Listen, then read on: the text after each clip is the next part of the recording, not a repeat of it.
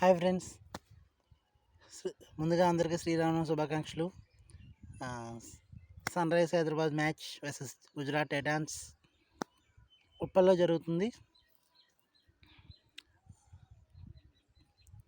2 weeks back వచ్చిన స్టార్ట్కి చూసి అందరం ఎక్కడో ఉంటుంది అనుకున్నాం, బట్ మనం రివర్స్లో ఇంకెక్కడో ఉన్నాం. Come back or go back స్టేజ్కి వచ్చేసాం. సో డెఫినెట్లీ విన్ అవ్వాల్సిన మ్యాచ్ ఇదైతే. And going ahead, the main problems ముందు నుంచి కూడా మన బౌలింగ్ ఎక్స్పెన్సివ్ అయ్యే ఛాన్సెస్ ఉన్నాయని అందరికీ తెలిసిందే. అఫ్కోర్స్ ఎక్స్పెన్సివ్ అనుకున్న దానికన్నా ఎక్కువ అవుతున్నారు, but the main problem is coming with the batting. That is sadness. ఒక బీభత్సమైన బ్యాటింగ్ లైనప్ పెట్టుకుని, ఒక డిస్ట్రక్టివ్ ఎక్స్ప్లోజివ్ బ్యాటింగ్ లైనప్ పెట్టుకుని మనం చేసే స్కోర్స్ చూస్తుంటే చాలా బాధగా ఉంది.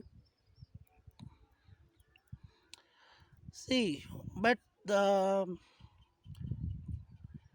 ఓపెనర్స్ దిగించి అటాకింగ్ ఆడతారు, అలా ఆడాలి కూడా, రన్స్ కూడా అలాగే వస్తున్నాయి. సో అవుట్ అయ్యే ఛాన్సెస్ అనేవి ఉన్నాయి. ఓపెనర్స్తో నాకు పెద్ద ప్రాబ్లంగా చూడాలంటే అంత ప్రాబ్లంగా కాదు, కానీ మెయిన్ ప్రాబ్లం ఎక్కడ వస్తుందంటే, ఒక 2 వికెట్స్ పడిపోయిన తర్వాత కూడా ఎందుకని అంత స్పీడ్గా వెళ్దాం ఎందుకో కరెక్ట్గా కనిపించట్లేదు. అది ఇన్ని మ్యాచెస్ ఓడిపోయిన తర్వాత కూడా. That is really hurting.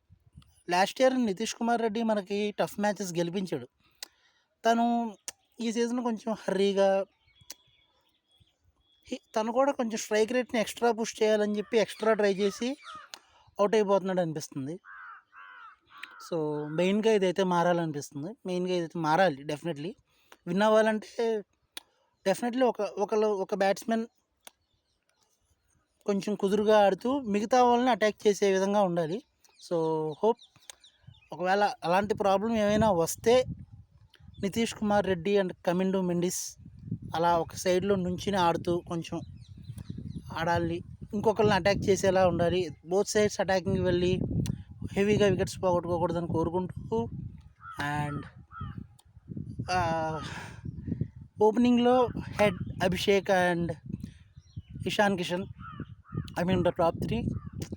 ఈ ముగ్గురు కనుక ఒక 10 ఓవర్స్, ఒక 10+ ఓవర్స్ ఆడారంటే మ్యాక్సిమం ఎస్ఆర్హెచ్ విన్ అవుతుంది. Majority of the chances SRH will win. So నేను ఇవాళైతే అదే కోరుకుంటాను. ఈ ముగ్గురు టాప్లో బాగా ఆడాలి. ఒకవేళ ప్రాబ్లం వస్తే కింద ఎన్కేఆర్ అండ్ కమిండు మినిస్ బాగా ఆడాలి. ఫినిషింగ్లో క్లాస్ చేయాలని కోరుకుంటూ all the best sun Risers.